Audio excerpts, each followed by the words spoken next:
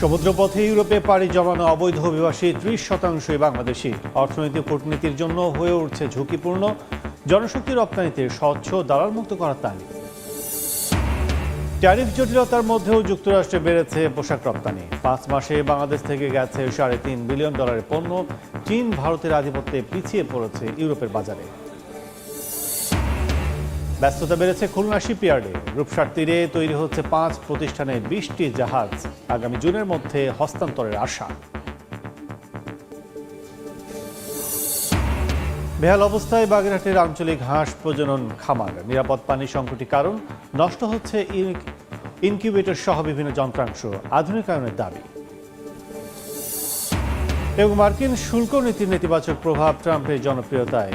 জরিপ রয়টার্সের বাণিজ্যিক টানাপড়েনে যুক্তরাষ্ট্রের চাকরির বাজারে ধাক্কা। বাড়ছে মূল্যস্ফীতি।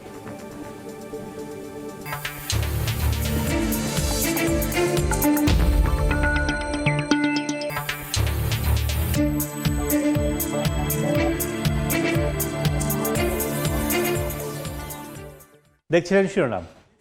আমন্ত্রণ জানাচ্ছি দেশ ও দেশের বাইরের অর্থ বাণিজ্যের নানা খবর নিয়ে আমাদের নিয়মিত আয়োজন এ সময় বাণিজ্যে। আপনাদের সঙ্গে আছে আমি কাজল আব্দুল্লাহ।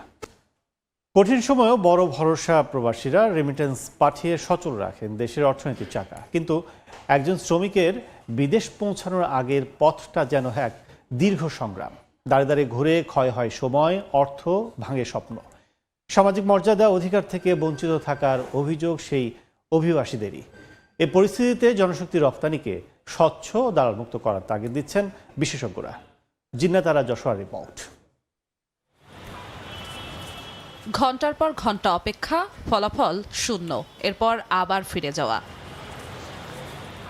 দারিদ্রতার কষাঘাত থেকে বাঁচতে ধার দেনা করে বিদেশ যাওয়ার স্বপ্ন দেখেন ফাহিম ও রাতুল। অনেকগুলো ধাপ পার হয়ে ভিসা পেলেও মিলছে না বিএমইটির ছাড়পত্র। দিন যত পার হচ্ছে জেকে বসছে ভিসার মেয়াদ শেষ হয়ে যাওয়ার দুশ্চিন্তা। 2 মাস হয়েছে ভিসা পাইছে, এখনো পর্যন্ত ম্যান পাওয়ার পাচ্ছি না। ভিসার মেয়াদ চলে গেলে তো আমরা তো গরিব মানুষ, ঋণগ্রস্ত হয়ে যাব। যতবারই আসি আইসা শুধু ঘুরে চলে যাই, কিন্তু কোনো সঠিক কোনো তথ্য পাই না। কিন্তু এমন শঙ্কা, অনিশ্চয়তা, চ্যালেঞ্জ পাড়ি দিয়ে যখন অভিবাসন প্রত্যাশীরা পৌঁছান তাদের স্বপ্নের গন্তব্যে, তারাই হয়ে যান রাষ্ট্রের সেই সোনার ডিম পাড়া হাঁস, যাদের আয়ে গতি পায় অর্থনীতির চাকা। যদিও সম্মান আর অধিকারের প্রশ্নে বরাবরই উপেক্ষিত তারা। আমাদের দাবি সরকারের কাছে এটাই যে আমাদেরকে যাতে পেনশনের ব্যবস্থা করে। প্রবাসীরা সফরে যাওয়ার টাইমে বাংলাদেশ এয়ারপোর্টে কোনো প্রকার যেন হয়রানি না হয়। আমারও না ইন্স্যুরেন্স, এদের কিছু নেই যে আজকে কোনো দুর্ঘটনা ঘটে মানে একবারে ডেড বডি। পরিসংখ্যান বলছে গেল বছরের তুলনায় 2025 সালে বেড়েছে প্রবাসী কর্মীর সংখ্যা। গেল 5 অর্থ বছরে বেড়েছে রেমিটেন্সও। দেশের অর্থনীতিতে যাদের এত অবদান, সেই জনশক্তি রপ্তানিতে কেন এত অস্বচ্ছতা, এত জটিলতা, হয়রানি? এমন প্রশ্ন স্বয়ং বায়রা নেতাদের। আমাদের সৌদি অনেক বড় একটা শ্রমবাজার। এই শ্রমবাজারটা আমরা বিভিন্ন বাধার কারণে, আমলাতান্ত্রিক জটিলতার কারণে আমরা আগাতে পারতেছি না। আন্তর্জাতিক অভিবাসন দিবসে অভিবাসন খাতে জটিলতা দূর করে স্বচ্ছতা নিশ্চিত ও দালালের দৌরাত্ম্য কমানোর তাগিদ অভিবাসন বিশেষজ্ঞদের। শ্রমিকদেরকে আমরা বিদেশে পাঠানোর ক্ষেত্রে আমাদের যে প্রক্রিয়াটা আছে সেটাকে দ্রুত করতে হবে, সহজীকরণ করতে হবে। মাসের পর মাস ধরে বিএমইটিতে ছাড়পত্রের অপেক্ষায় আছেন বহু অভিবাসন প্রত্যাশী। এর মাঝেই 2025 সালের 16 ডিসেম্বর পর্যন্ত বিদেশে গিয়েছেন 10,71,395 জন কর্মী, যাদের বেশিরভাগই গিয়েছেন নির্মাণ শ্রমিক হিসাবে এবং জিনিসপত্র ওঠানামার কাজে। তাই তো খাত সংশ্লিষ্ট সকলে বলছেন, হাড় ভাঙা এই শ্রমের মর্যাদা দিক রাষ্ট্র, সহজ হোক অভিবাসীদের জীবন এবং অভিবাসন প্রক্রিয়া। জিন্নাতারা যশোয়া, সময় সংবাদ, ঢাকা। পরিবার ও দেশের অর্থনীতির হাল শক্ত হাতে ধরতে যেমন বৈধ পথে যাওয়া প্রবাসীর সংখ্যা বাড়ছে, তেমনি বাড়ছে অবৈধ পথে বিদেশগামীদের সংখ্যা। জাতিসংঘের শরণার্থী বিষয়ক সংস্থা UNHCR এর তথ্য, সমুদ্রপথে ইউরোপে পাড়ি জমানো মোট অবৈধ অভিবাসী 30% বাংলাদেশি। বিশেষজ্ঞরা বলছেন, অবৈধ অভিবাসন শুধু ব্যক্তিগত ট্র্যাজেডি নয়, দেশের অর্থনীতি ও কূটনীতির জন্য হয়ে উঠছে ঝুঁকিপূর্ণ। দিন মোহাম্মদ সাব্বিরের রিপোর্ট। দালালের আশ্বাস আর স্বপ্নের মোড়কে সমুদ্রপথে ঝুঁকিপূর্ণ যাত্রা। এই নৌকাগুলো শুধু মানুষ বহন করে না, বহন করে অনিশ্চয়তা আর মৃত্যুর সম্ভাবনা। হিসেব বলছে সমুদ্রপথে অবৈধ উপায়ে ইউরোপে পাড়ি জমানো অভিবাসীর সংখ্যায় পুরো বিশ্বকে পেছনে ফেলে শীর্ষে বাংলাদেশ। মোট অবৈধ অভিবাসীর 30%ই বাংলাদেশি। আবার বৈধ কাগজপত্র থাকলেও অদক্ষতার কারণে শূন্য হাতে অনেককে দেশে ফিরতে হয় জানিয়ে অভিবাসন বিশেষজ্ঞরা বলছেন, যখন অভিবাসন প্রক্রিয়ার পথ অবৈধ হয় তখন শুধু মানবিক সংকটই নয়, তা রাষ্ট্রীয় ভাবমূর্তি নিয়েও প্রশ্ন তোলে। সব সরকার আমলে এই উন্নয়নের গল্প, তা আপনি যদি এতই উন্নয়ন করেন, আপনার দেশের লোকজন সারা পৃথিবীর মধ্যে প্রথম কেন সাগর পথ পাড়ি দিয়ে ইউরোপে যাওয়ার জন্য?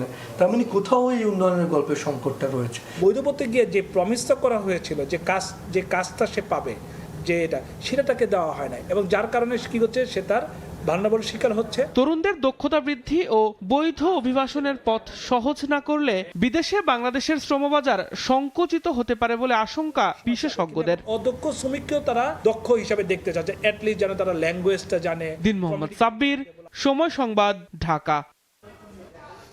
এ নিয়ে আলোচনার জন্য আমাদের সঙ্গে ভার্চুয়ালি যুক্ত হয়েছেন অভিবাসন বিশেষজ্ঞ, বাংলাদেশ সুপ্রিম কোর্টের আপিল বিভাগের আইনজীবী ব্যারিস্টার মোহাম্মদ হুমায়ুন কবির পল্লব। জনাব পল্লব, আপনাকে স্বাগত জানাচ্ছি। ধন্যবাদ। আমরা আলোচনা যাচ্ছি সেটি হচ্ছে যে অভিবাসন দিবসকে কেন্দ্র করে আমাদের যে প্রতিবেদন আমরা দেখলাম সেটি হচ্ছে যে একদিকে আস্থা আর একদিকে অনাস্থা, সব মিলে আসলে অভিবাসী যারা প্রত্যাশী আমাদের দেশ থেকে যারা বিভিন্ন দেশে যাচ্ছে তাদের আসলে বর্তমান যে প্রেক্ষাপট, সেই প্রেক্ষাপটে দালাল মুক্ত কিংবা জটিলতা মুক্ত কতটা স্বচ্ছভাবে এই পথ রচনা করা যায় কিংবা ক্রিয়েট করা যায়, কি মনে করেন? অভিবাসন, প্রথমে ধন্যবাদ জানাচ্ছি সময় টিভিকে। আজকের অভিবাসী দিবসে প্রত্যেক অভিবাসীকে ধন্যবাদ জানাচ্ছি, অভিবাসীদের যারা পরিবর্গ আছেন তাদের সবাইকে ধন্যবাদ জানাচ্ছি। প্রতি বছরই অভিবাসন দিবসটি ঘুরে ফিরে আসে, কিন্তু আমাদের অভিবাসন প্রক্রিয়ার সাথে যারা জড়িত এবং একই সাথে যাদেরকে কেন্দ্র করে অভিবাসন হয়, অর্থাৎ যারা শ্রমজীবী মানুষ, বিশেষ করে যারা রেমিটেন্স প্রেরণ করেন, তাদের সবার প্রতি কৃতজ্ঞতা জ্ঞাপন করছি। আমাদের রাষ্ট্রীয়ভাবে তাদেরকে একটা বিশেষ মর্যাদা দেওয়া উচিত। তবে এখানে তাদের যেই রেমিটেন্স পাঠানোর ক্ষেত্রে আমাদের শ্রমিকদের যে অবদান, অর্থাৎ আমাদের অর্থনীতিতে তাদের যে অবদান, সেই তুলনায় আমরা রাষ্ট্রীয়ভাবে আমাদের এই শ্রমজীবী মানুষগুলোকে আমরা কিন্তু সেইভাবে মূল্যায়ন করছি না। এই অভিবাসন দিবসে আমি প্রত্যাশা করব যে রাষ্ট্রের পক্ষ থেকে অভিবাসীদেরকে, অর্থাৎ প্রবাসী যারা আছেন, তাদের কল্যাণে আরো বেশি আত্মনিয়োগ করতে হবে এই রাষ্ট্র, এবং এদেরকে সামাজিক মর্যাদা যদি বলেন, সেই ক্ষেত্রেও আমাদের সামাজিক মর্যাদা প্রতিষ্ঠিত করতে হবে। এবং সবচেয়ে বড় বিষয় হলো যে আমাদের যেই ট্র্যাডিশনাল শ্রমবাজার, অর্থাৎ এই মধ্যপ্রাচ্য, মালয়েশিয়া, এইসব জায়গার বিকল্প শ্রমবাজারও কিন্তু আমাদের খুঁজতে হবে, এবং সেই ক্ষেত্রে আমাদের বাংলাদেশের সরকারি পর্যায় থেকে আমাদের বড় ধরনের একটি পদক্ষেপ গ্রহণ করতে হবে, যেটি আমরা গত সময়গুলোতে আমরা কিন্তু খুব ভালো দেখতে পারিনি। অর্থাৎ আমাদের যে শ্রমিক, তাদেরকে পাঠানোর প্রক্রিয়াটা যেমন সহজীকরণ করতে হবে, ঠিক একইভাবে বিকল্প শ্রমবাজারও কিন্তু আমাদেরকে খুঁজে বের করতে হবে। আমাদের শ্রমবাজার যদি সংকুচিত হয়, তাহলে আমরা শ্রমজীবী যারা, তাদেরকে পাঠাবো কি করে? সেক্ষেত্রে বিশ্বব্যাপী, জনাব পল্লব, বিশ্বব্যাপী যে স্কিল ম্যান পাওয়ারের দিকে বেশি ধাবিত হচ্ছে, বাংলাদেশ হিসেবে আমরা সেই জায়গায় কোথায় আছি? আমরা একেবারেই পিছনের কাতারে আছি। আমরা বিভিন্ন দেশে যদি আপনি চিন্তা করেন যে ইন্ডিয়ান শ্রমিক বা পাকিস্তানি যারা আছে, অন্যান্য দেশের যারা শ্রমিক, তারা কি কাজ করেন আর আমরা কি কাজ করি। আমাদের দেশের অধিকাংশ শ্রমিক তারা না হয় ক্লিনারের পরিষ্কার পরিচ্ছন্নতা কর্মী হিসেবে এখানে যাচ্ছে, অথবা খুব নিম্ন ক্যাটাগরির, নিম্ন পর্যায়ের যে কাজগুলো আছে তাদেরকে সেইখানে নিয়োগ করা হচ্ছে।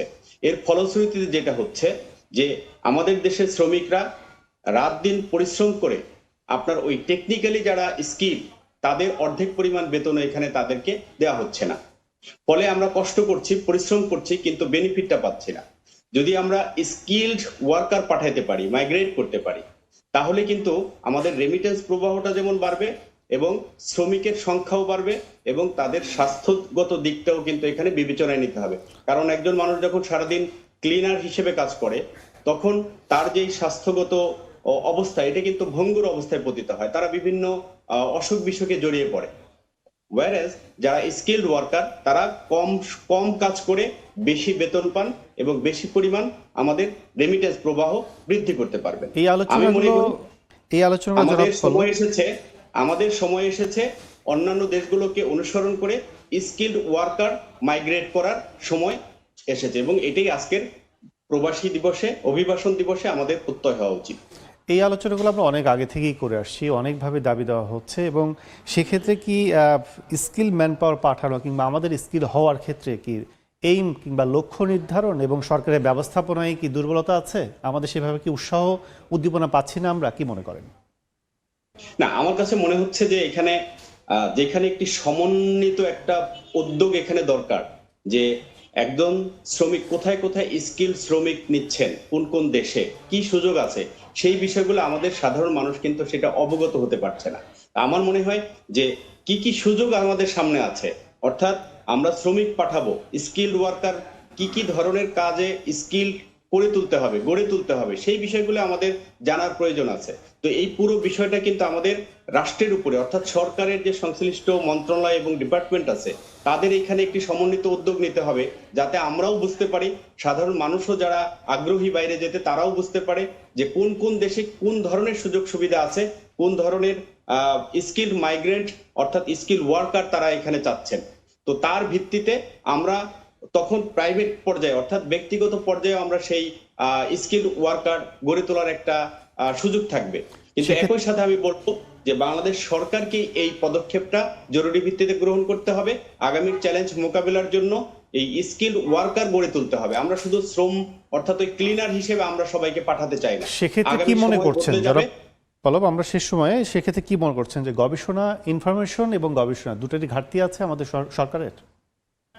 আমি মনে করি যে এখানে গবেষণার কিছুটা তো অবশ্যই ঘাটতি আছে, তবে এখানে বড় বিষয় হচ্ছে সরকারের সদিচ্ছা। এই সদিচ্ছার জায়গাটায় আমরা ধরেন রেডিমেড গার্মেন্টস এর ক্ষেত্রে আমরা যতটা গুরুত্ব দিচ্ছি, তাদেরকে সাবসিডি দিচ্ছি, বিভিন্ন শুল্ক মুক্ত ব্যবস্থা করে দিচ্ছি, কিন্তু এই একইভাবে আমরা কিন্তু রেমিটেন্স যোদ্ধা যারা তাদের ক্ষেত্রে এই ধরনের কোনো গুরুত্বপূর্ণ পদক্ষেপ এখানে দেখা যাচ্ছে না। তা আমি মনে করি যে বাংলাদেশের অন্যান্য সেক্টরের মতো এই রেমিটেন্স সেক্টর একটি গুরুত্বপূর্ণ বিষয় এবং এই গুরুত্বপূর্ণ সেক্টরকে আরো বেশি সমৃদ্ধ করবার জন্য আমাদের সরকারের পক্ষ থেকেই আরো বড় ধরনের উদ্যোগ গ্রহণ করতে হবে এবং যাতে আমরা আমাদের শ্রমজীবী যারা তাদেরকে আমরা স্কিল ওয়ার্কার হিসেবে পাঠাতে পারি এবং তাদের ভিসা প্রক্রিয়াটাকে আমরা আরো সহজীকরণ করতে পারি। তবেই কিন্তু অভিবাসী দিবসে আমাদের যেই প্রত্যাশা সেটি পূরণ হবে। আমরা আলোচনা শেষ পর্যায়ে অনেক অনেক ধন্যবাদ আমাদের সাথে যুক্ত হওয়ার জন্য। ধন্যবাদ সবাইকে। দর্শক, আলোচনা করছিলাম অভিবাসন দিবস এবং একই সঙ্গে বৈশ্বিক শ্রমবাজার বাংলাদেশের অর্থনীতি, সব মিলে আমাদের সাথে আলোচনায় ভার্চুয়ালি যুক্ত ছিলেন বাংলাদেশ সুপ্রিম কোর্টের বিশিষ্ট আইনজীবী হোমেন কবির পল্লব। দর্শক, এবার জানাবো পুঁজিবাজারের খবর। চলতি সপ্তাহের শেষ কার্য দিবসে সূচকের মিশ্র প্রবণতায় চলছে প্রধান পুঁজিবাজার ঢাকা স্টক এক্সচেঞ্জের লেনদেন। বিস্তারিত জানাতে চলে যাচ্ছে ডিএসসির অফিসিয়াল ওয়েবসাইটে। আমরা যে একটু তাকাই সেটা হচ্ছে যে মিশ্র প্রবণতার মধ্য দিয়ে কিন্তু আজকে চলছে। সকাল থেকে কিছুটা সময় একটু ঊর্ধ্বমুখী ছিল, সেই তুলনায় কিন্তু বলা চলে যে গতকালের যে ধারাবাহিকতা সেই ধারাবাহিকতার তুলনায় কিন্তু আজকেও সেটি কিন্তু বলা চলে যে নিম্নমুখী প্রবণতা এখন পর্যন্ত আমরা দেখছি। সেটি ডিএসসির প্রধান সূচক ডিএসসি এক্স ইন্ডেক্সটি কিন্তু 16 পয়েন্ট নিম্নমুখী অবস্থানে গতকালের তুলনায় 4837 পয়েন্ট অবস্থান করছে। এছাড়া 5 পয়েন্ট কমে ডিএসসি সরিয়া সূচক 1003 পয়েন্ট অবস্থান করছে। 6 পয়েন্ট কমেছে ডিএসসি 13 ইন্ডেক্সের, অবস্থান করছে 1862 পয়েন্টে। 34,111টি শেয়ার লেনদেন হয়েছে এখন পর্যন্ত, যার বাজার মূল্য যদি আমরা বলি যে 465 অর্থাৎ 86 কোটি 57 লাখ টাকা। আর এখন পর্যন্ত দেখছি আমরা আপডেট 35,364 শেয়ার লেনদেন হয়েছে। 71টি প্রতিষ্ঠানের ঊর্ধ্বমুখী রয়েছে শেয়ারের দাম। এছাড়া 69টি প্রতিষ্ঠানে অপরিবর্তিত এবং নিম্নমুখী আমরা দেখছি যে সবচেয়ে বেশি 231টি প্রতিষ্ঠান। সেক্ষেত্রে বলা চলে যে ডিএসসির যে আজকের যে লেনদেন সেটি কিন্তু আমরা বলছি যে খুব বেশি এখন পর্যন্ত ভালো কিংবা আশানুরূপ কিছু আমার মনে হচ্ছে না। তবে টপ 20 যদি একটু বলি সেটি বরাবরের মতোই কিন্তু কয়েকটি প্রতিষ্ঠান আমরা দেখি শীর্ষ। আজকেও সেটি দেখছি শেষ কার্য দিবসে খান ব্রাদার্স পিপি ওভেন প্রতিষ্ঠানে তাদের 46 টাকা 10 পয়সায় প্রতিটি শেয়ার হাত বদল চলছে। ডোমিনেন্স প্রতিষ্ঠানটি 28 টাকা 80 পয়সায়, সেকেন্ড পজিশন ধরে রেখে তাদের শেয়ার বিক্রি করছে। এছাড়া শাইহাম কটন 3 নম্বর অবস্থানে, লাভলি আইসক্রিম প্রতিষ্ঠানটি 68 টাকা 60 পয়সায় বিক্রি করছে। এছাড়া 5 নম্বর অবস্থানে দেখছি আমরা মুন্নু ফেব্রিক্স, 6 নম্বর দেখছি সিওভো পেট্রোকেমিক্যালস। তো সব মিলে বলা চলে যে এখন পর্যন্ত যে নিম্নমুখী প্রবণতায় কিন্তু প্রতিটি সূচকের ধারাবাহিকতার মধ্যে দিয়ে ডিএসসি লেনদেন চলছে। সপ্তাহের শেষ কার্যদিবস আর শেষ আওয়ার গিয়ে বোঝা যাবে যে সবশেষ অবস্থাটা কি। তো এই ছিল ডিএসসি সবশেষ। এবার বন্দর বাণিজ্যের খবর।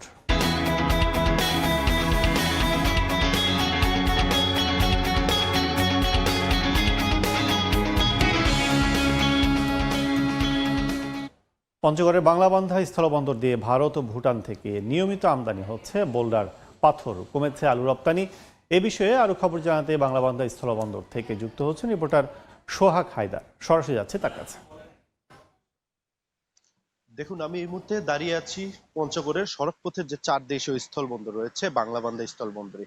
এই বন্দরটি মূলত পাথর নির্ভরশীল। এই বন্দর দিয়ে ভারত এবং ভুটান থেকে সব থেকে বেশি যে পাথর রয়েছে বোল্ডার পাথর, সেটা কিন্তু আমদানি করা হয়ে থাকে। তবে আমরা জেনেছি যে বর্তমান সময়ে নির্বাচনী আমেজ শুরু হয়, কিন্তু যে সকল পাথর আমদানি করা হচ্ছে সে সকল পাথর এখানকার সংশ্লিষ্ট যারা ব্যবসায়ী রয়েছে তারা কিন্তু বিক্রি করতে পারছে না, এমনটি আমরা জেনেছি।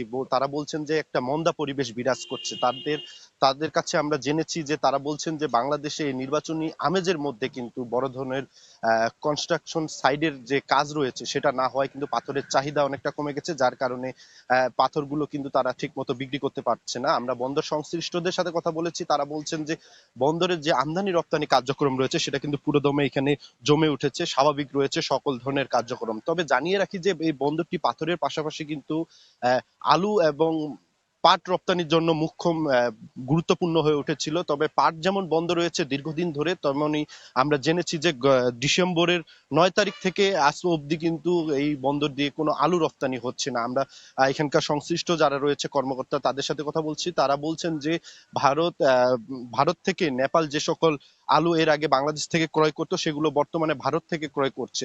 এর ফলে কিন্তু বাংলাদেশি যে আলু রয়েছে সেগুলো কিন্তু এই বন্দর দিয়ে আর রপ্তানি হচ্ছে না। এর মাঝে যেগুলো মানে যেগুলো চাহিদা রয়েছে সেগুলো কিন্তু এই বন্দর দিয়ে রপ্তানি করা হচ্ছে।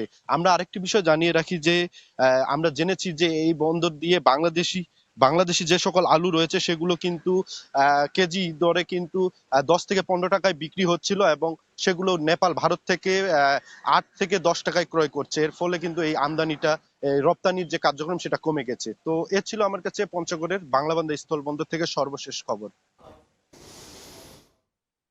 আমদানি রপ্তানির খবর জানতে এতক্ষণ সরাসরি ছিলাম বাংলাবান্ধা স্থলবন্দর।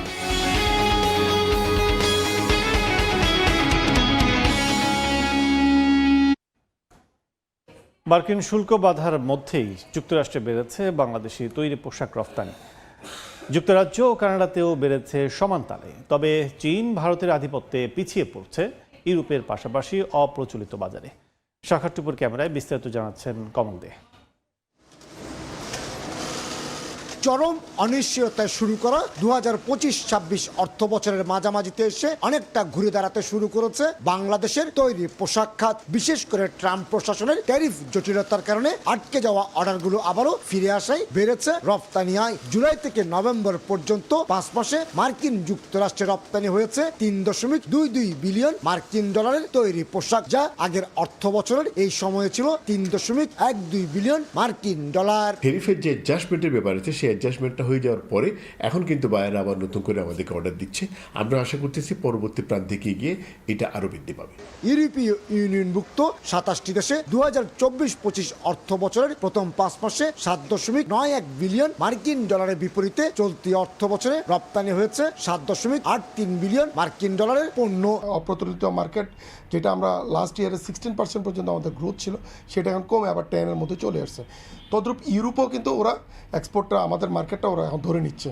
এদিকে যুক্তরাজ্যের বাজারে 3% প্রবৃদ্ধি হিসেবে 1.84 বিলিয়ন এবং 6.51 প্রবৃদ্ধিতে কানাডায় 554 মিলিয়ন মার্কিন ডলারের পণ্য রপ্তানি আয় বাড়িয়েছেন বাংলাদেশের গার্মেন্টস ব্যবসায়ীরা। আমাদেরকে ওভারকাম করতে গেলে আমাদের এখানে আমাদের পারিপার্শ্বিক যত কস্ট আছে এই কস্টগুলোকে আমাদেরকে মিনিমাইজ করে সরকারের অনেক পলিসিগত সাপোর্ট আমাদের দরকার। 2024-25 অর্থ বছরে তৈরি পোশাক খাতে বাংলাদেশের 39.34 বিলিয়ন মার্কিন ডলার রপ্তানি আয়ের মধ্যে একক দেশ হিসেবে যুক্তরাষ্ট্রে রপ্তানি হয়েছে 7.54 বিলিয়ন মার্কিন ডলারের তৈরি পোশাক। অবশ্য যুক্তরাষ্ট্রে বাংলাদেশ থেকে আমদানি করা পণ্যে 20% হারে শুল্ক আদায় করা হয়। চীন এবং ভারতের ক্ষেত্রে তা আরও অনেক বেশি। কমল দে, সময় সংবাদ, চট্টগ্রাম। পাচারের অর্থ পুনরুদ্ধারে দেশে ও বিদেশে থাকা বিভিন্ন শিল্প গোষ্ঠীর 66,146 কোটি টাকার স্থাবর অস্থাবর সম্পদ সংযুক্ত বা অবরুদ্ধ করেছে সরকার। বুধবার এক সংবাদ বিজ্ঞপ্তিতে তথ্য জানিয়েছে অর্থ মন্ত্রণালয়। তবে কার কত সম্পদ অবরুদ্ধ করা হয়েছে সে বিষয়ে বিস্তারিত জানানো হয়নি। পাচার হওয়া অর্থ সম্পদ উদ্ধারে অগ্রাধিকার হিসাবে চিহ্নিত 11টি কেসের জন্য গঠিত যৌথ অনুসন্ধান ও তদন্ত দলের কার্যক্রমের অগ্রগতি নিয়ে আলোচনা হয়েছে বলে জানিয়েছে অর্থ মন্ত্রণালয়। ক্রমেই গুরুত্বপূর্ণ হয়ে উঠছে খুলনা শিপইয়ার্ড লিমিটেড। রাষ্ট্রায়ত্ত শিল্প প্রতিষ্ঠানটি বর্তমানে একসঙ্গে 5টি প্রতিষ্ঠানের জন্য 20টি জাহাজ নির্মাণ করছে। আগামীতে আরও বড় পরিসরে করার পরিকল্পনা প্রতিষ্ঠানটির। কোথাও লোহার পাত জোড়া লাগানোর শব্দ, কোথাও ওয়েল্ডিং এর ঝলক, সব মিলিয়ে কর্মব্যস্ত খুলনা শিপইয়ার্ড। বর্তমানে এখানে 5টি প্রতিষ্ঠানের জন্য 20টি জাহাজ নির্মাণ হচ্ছে। এর মধ্যে রয়েছে নৌবাহিনীর 3টি যুদ্ধজাহাজ, মোংলা বন্দরের একটি রেস্কিউ ভেসেল, পায়রা বন্দরের 2টি টাগবোট, একটি সার্ভে ও একটি পাইলট ভেসেল এবং BIWTA ও পানি উন্নয়ন বোর্ডের জন্য 12টি ড্রেজার ও GRP ক্যাটামারান বোট। এই কর্মযজ্ঞে বিভিন্ন ক্যাটাগরিতে কাজ করছেন প্রায় 1200 শ্রমিক। ওয়েল্ডার, ফিটার, রং ও যন্ত্রাংশ স্থাপনা সহ নানা কাজে নিয়োজিত তারা। বাংলাদেশ নৌবাহিনী খুলনা শিপইয়ার্ডের দায়িত্ব নেওয়ার পর থেকে আমাদের কাজের ভলিউম অনেক বাড়ছে। আমরা সঠিকভাবে সেফটি মেনে সবাই কাজ করে। সময় মতো মানসম্পন্ন জাহাজ নির্মাণ এবং হস্তান্তরের কারণেই দিন দিন বিভিন্ন প্রতিষ্ঠানের আস্থা বাড়ছে খুলনা শিপইয়ার্ডে, বলছেন সংশ্লিষ্টরা। খুলনা শিপইয়ার্ড দেশের সমস্ত সরকারি বেসরকারি বিভিন্ন প্রতিষ্ঠানের আস্থাভাজন হতে পেরেছে। ভবিষ্যতে আধুনিক প্রযুক্তি ব্যবহার করে দেশি বিদেশি প্রতিষ্ঠানের জন্য বড় পরিসরে জাহাজ নির্মাণের পরিকল্পনার কথা জানান ব্যবস্থাপনা পরিচালক। ব্যুরো ভেরিতাস, জার্মিশাল ওয়াইডস, NKK তাদের সাহায্য নিয়ে আমরা অলরেডি আন্তর্জাতিক মানদণ্ডে উপনীত হয়েছে। 69 একর জায়গার উপর খুলনা শিপইয়ার্ড 1957 সালে প্রতিষ্ঠিত। এখনো পর্যন্ত এই প্রতিষ্ঠান 8 শতাধিক জাহাজ নির্মাণ করেছে। শিল্প খাতে কর্মসংস্থান ও সক্ষমতা বৃদ্ধিতে খুলনা শিপইয়ার্ডের এই অগ্রযাত্রা অব্যাহত থাকলে জাহাজ নির্মাণ শিল্পে শক্ত অবস্থান তৈরি করবে বাংলাদেশ, এমনটাই প্রত্যাশা সংশ্লিষ্টদের। আব্দুল্লাহ আল মামুন রুবেল, সময় সংবাদ, খুলনা।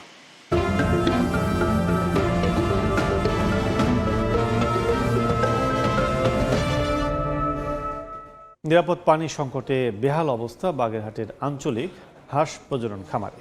নষ্ট হচ্ছে ইনকিউবেটর সহ বিভিন্ন যন্ত্রাংশ, ব্যাহত হচ্ছে হাঁসের বাচ্চা উৎপাদন। আমিষের ঘাটতি পূরণ ও দারিদ্র্য বিমোচনের লক্ষ্যে 2017 সালে বাগেরহাটে যাত্রা শুরু করে আন্তর্জাতিক হাঁস প্রজনন খামারটি। প্রতি বছর এখানে উৎপাদন হচ্ছে 1.5 লক্ষ হাঁসের বাচ্চা ও ডিম। তবে নিরাপদ পানির অভাবে খামারের শেডগুলোতে পড়েছে মরিচা। বাচ্চা ফোটানো ইনকিউবেটর মেশিন ও দেয়ালের পলেস্তারা খসে পড়ে নষ্ট হয়ে যাচ্ছে। নোনা পানির কারণে বিকল হয়ে যাচ্ছে খামারের যন্ত্রপাতি।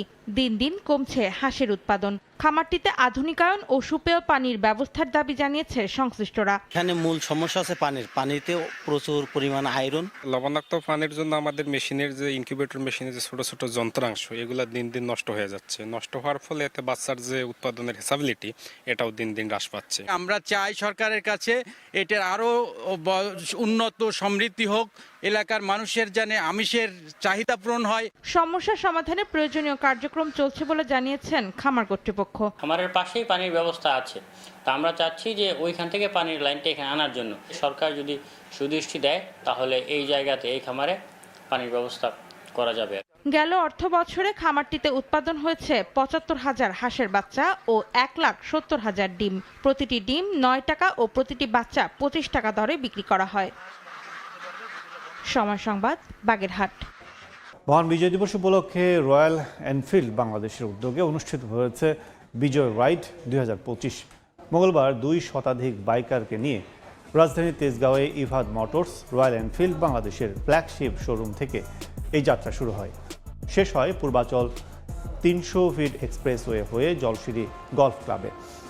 এ সময় চালকরা তাদের মোটরসাইকেলে জাতীয় পতাকা বহন করেন। নিরাপত্তা ও শৃঙ্খলা নিশ্চিতে সবাই মেনে চলেন ট্রাফিক আইন সহ সব ধরনের নিরাপত্তা নির্দেশনা।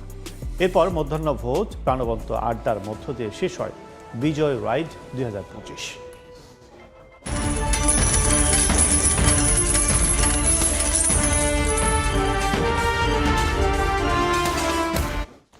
আন্তর্জাতিক মুদ্রা বাজারে ব্রিটেন, ইউরোপীয় ইউনিয়ন ও জাপানি মুদ্রার বিপরীতে শক্তিশালী অবস্থানে রয়েছে মার্কিন ডলার।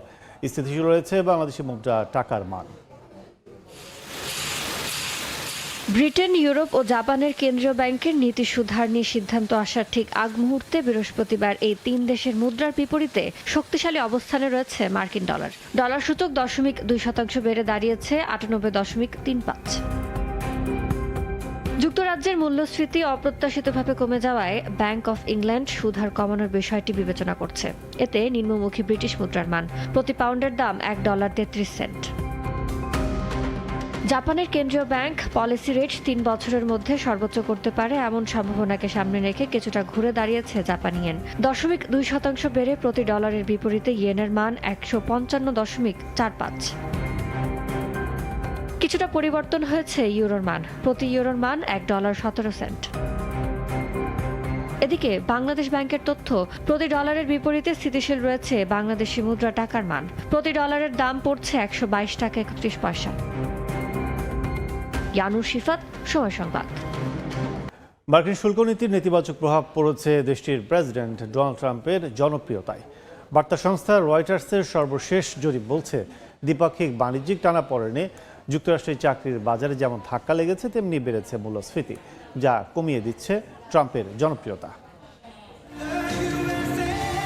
দ্বিতীয় মেয়াদে গদিতে বসার পর নানা পদক্ষেপ নিয়ে আলোচনায় থাকছেন মার্কিন প্রেসিডেন্ট ডোনাল্ড ট্রাম্প। বার্তা সংস্থা রয়টার্সের জরিপে দেখা গেছে, ট্রাম্পের সার্বিক কাজকে সমর্থন করছেন মাত্র 39% মার্কিন নাগরিক। ডিসেম্বরের শুরুতে এই হার ছিল 41%, আর নভেম্বরের মাঝামাঝিতে নেমেছিল 38%। 3 দিনব্যাপী অনলাইন জরিপে অংশ নেন 1016 জন প্রাপ্তবয়স্ক নাগরিক। সাম্প্রতিক সরকার শাটডাউন ও নতুন শুল্ক নীতিকে এই পতনের বড় কারণ হিসেবে দেখছেন অর্থনীতিবিদেরা। তাদের মতে বিভিন্ন দেশের ওপর নতুন শুল্ক আরোপের কারণে যুক্তরাষ্ট্রের চাকরির বাজারে ধাক্কা লেগেছে, নিয়োগ কমেছে, বেড়েছে সাধারণ মানুষের উদ্বেগ, আর এতেই মার্কিন নাগরিকদের বিশ্বাস হারাচ্ছেন 79 বছর বয়সী প্রেসিডেন্ট। সাদিয়া তাসনিম, সময় সংবাদ। এই পর্যায়ে শীর্ষ সংবাদগুলো জানিয়ে দিচ্ছি আরেকবার। সমুদ্রপথে ইউরোপে পাড়ি জমানো অবৈধ অভিবাসী 30% বাংলাদেশি। অর্থনৈতিক কূটনীতির জন্য হয়ে উঠছে ঝুঁকিপূর্ণ। জনশক্তি রফতানিতে স্বচ্ছ দালাল মুক্ত করার তাগিদ। ট্যারিফ জটিলতার মধ্যেও যুক্তরাষ্ট্রে বেড়েছে পোশাক রপ্তানি। 5 মাসে বাংলাদেশ থেকে গেছে $3.5 বিলিয়ন পণ্য। চীন ভারতের আধিপত্যে পিছিয়ে পড়েছে ইউরোপের বাজার। এবং ব্যস্ততা বেড়েছে খুলনা শিপইয়ার্ডে। রূপসার তীরে একসঙ্গে তৈরি হচ্ছে 5 প্রতিষ্ঠানের 20টি জাহাজ। আগামী জুনের মধ্যে হস্তান্তরের প্রত্যাশা।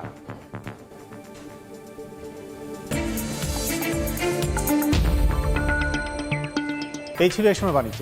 দুপুর 12টার সময় সংবাদের সঙ্গে থাকবেন অর্জিতা সেজি। ধন্যবাদ কাজল।